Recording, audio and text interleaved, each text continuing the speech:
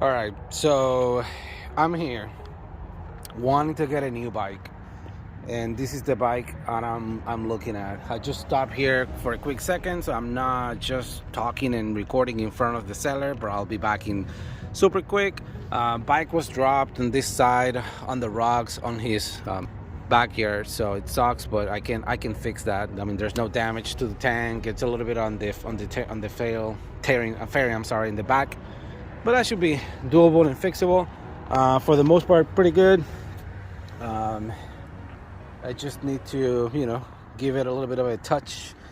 But this is what I'm looking for. Just my new drag bike. So let's see. I'm just gonna ride it for a little bit and see how I feel.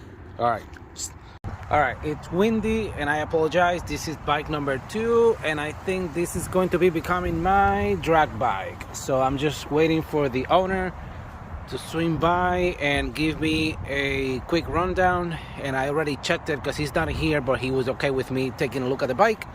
I'm convinced based on what I'm paying for it, plus the background and what I know about this bike, because I already had one and I'm pretty happy with it. So let's just start the negotiation now and we'll get done with this soon. All right, so you know what I'm doing. You probably saw it from the video, and here we go. This is bike number 40. I don't even remember, man. I think this is bike number 46 or something like that. I have no idea. In case you didn't know, just kind of getting ready. It's kind of cold today. I have special plans for this bike. I actually started with this bike in 2015. Let me get it started. I'm gonna put it on mode A and let's go. Man, where do I start? I was actually getting a CX-10 because my main concern right now is actually drag racing. I am really looking into getting into drag racing a little bit more serious than previous years, and I wanted to get a dedicated bike for that. So you're probably saying, Richard, honestly that doesn't make any sense, because if you want to drag race, you go and you get a Hayabusa or maybe a CX-14 or a GSX S1000R, I don't know, Kawasaki CX-10, whatever, everything what I was getting yesterday. So hear me out. The recipe is right there. I get it. It's easy to make power with a almost 200 horsepower bike. It's gonna be very hard to leave on the line from this bike in a very similar fashion that is hard to leave with the GSX S1000. Same thing. Anyhow, that was my decision. So that's why I did it, and that's why I want to get this bike. I normally don't like stretch bikes, but I'm going to keep the GSX S1000 as my stock wheelbase or short wheelbase bike, and then I will make this one my stretch bike. I am not sure or convinced yet if I'm going to do extensions versus an actual long swing arm, and this is something that I'm still deciding. I'm not sure what am I gonna do, but that's actually the plan for now. It's just something that I want to do. I wanted to try. I can't actually believe that I'm in a place where I can make these type of decisions, which is awesome, and I'm really appreciative of all the opportunities that I've been getting lately. So this is a new and exciting bike. Bike has a lot of miles, so I pay good price for it. Actually got a good deal, but it has 37,000 miles on it. But that's okay, because I'm not concerned really. The one thing these bikes had, being a 2015 model or 14 model, is the manual cam chain tensioner, because it actually went bad and you had to get a manual one. This one got it done, which I'm very happy about. And it has a few things. So it has a windscreen, which I might be removing, maybe. Has a different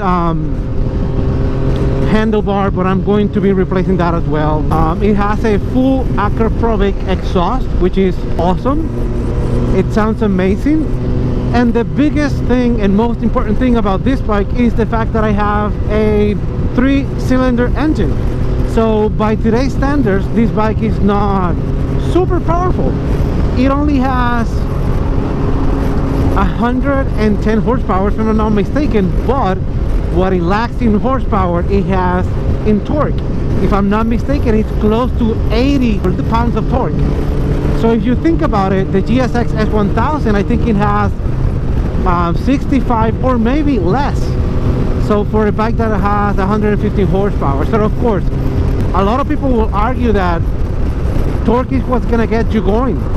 So based on that, I'm expecting, you know, to be able to put a good show when I go to the track. Another thing that I love about this bike is the fact that you have modes. So this is my second SC09. I came from an SC09 when I purchased my GSX S1000. The good thing about this bike is that was my first like modern type of bike where you have modes. Like if you look in here, you'll see that I'm on mode A. Mode A is the heaviest of the three. This mode will give you all the power at once.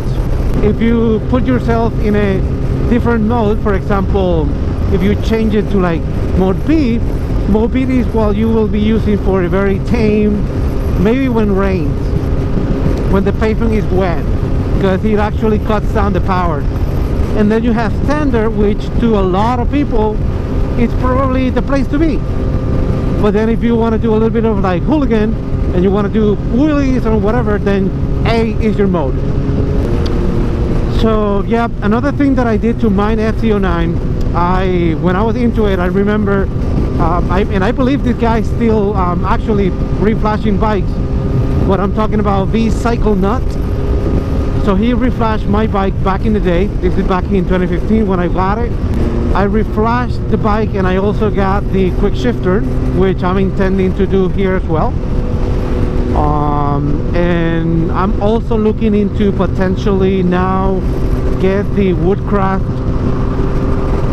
clip-ons, which of course, as you know, I am now sponsored by Woodcraft, so they work with, you know, parts and stuff. So I'll be reaching out to see if we can get a good deal on a set of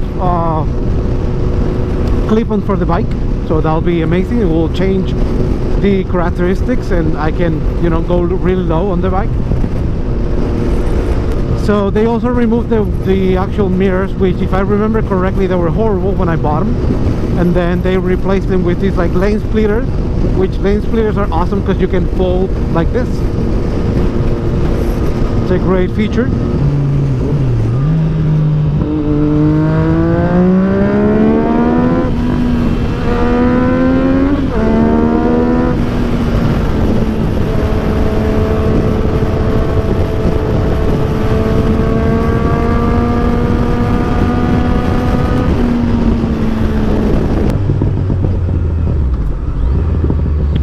So that backfire is from having a full exhaust and no tune. So yes, I'm gonna tell you something. My son is the one who's like most excited. So I was actually gonna get a R1 today, and you're probably thinking, man, Richard, you're such an idiot. Why didn't you get the R1? And I'm like, well, I have a thing for upright bikes, and they're comfortable, although I will make them uncomfortable when I start making changes, such as like clip-ons, dropping the bike, everything that I do that people hate.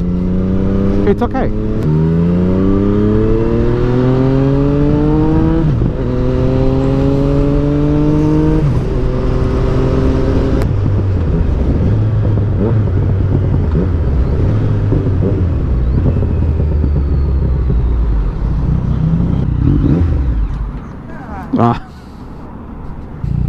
I just stole the bike. Yep, I did that.